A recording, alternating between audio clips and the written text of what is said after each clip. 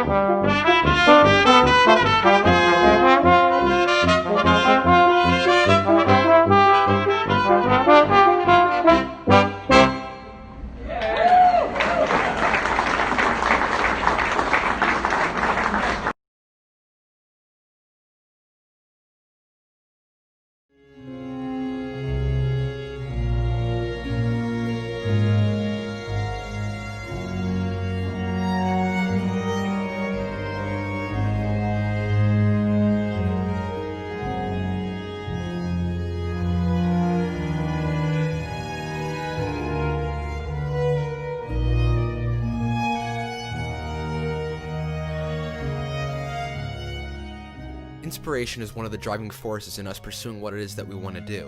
History books have closely observed hundreds of years of musical evolution, and there seems to be specific moments that are the beginning of something new. Composers like Bach, Mozart, Beethoven, Mahler, Holst, etc. constantly push us to get better, and to continue to study and write. Though, I think it's fair to say that until Bach's time, we had never seen such sophisticated, complex, and truly extraordinary music. In the 1500s, composers like Thomas Tallis continued to evolve the ideas of polyphony, and further expanded on the theory of music in general, ultimately centering around the church modes. Bach took those ideas, innovating in one field in specific, which is still being used heavily to this day: counterpoint. Bach came from a very large family of musicians. He was born on March 21st in 1685 in Eisenach, Germany. He was a normal schoolboy who had a very religious upbringing. Religion was something that would follow him throughout his whole life and inspire many of the works that he did.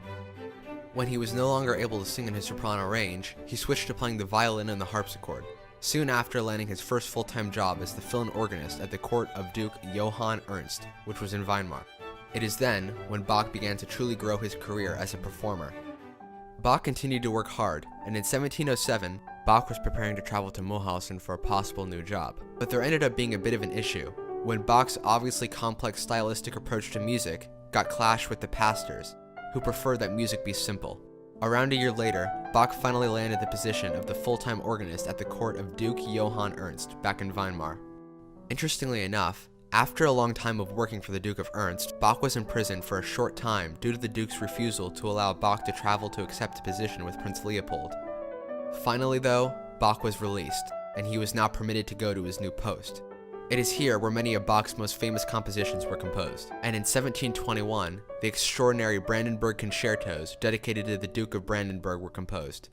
And in 1723, he became the teacher of and the musical director of all 4 main churches in Leipzig. It is here in Leipzig where a very prolific part of his career began. One of his main achievements here being the composition of the Passions, which were musical translations of the Bible. But unlike Beethoven, who had obvious signs of hearing degeneration, Bach suffered from some very serious sight issues approaching the 1740s. But this did not stop him at all. During this time, Bach even performed for the King of Prussia. Soon Bach began to compose the Art of the Fugue, but did not complete it due to his deteriorating eyesight. Bach underwent surgery, but came out of it completely blind. On the 28th of July, 1750 in Leipzig, Germany, while struggling for his last breath, Bach uttered a few simple yet powerful last words. He said to his family, "Don't cry for me, for I go where music was born." Johann Sebastian Bach was a composer, organist, innovator, as well as the inspiration to an indescribable amount of people to follow him. And he created compositions that will likely live on for as long as does humanity.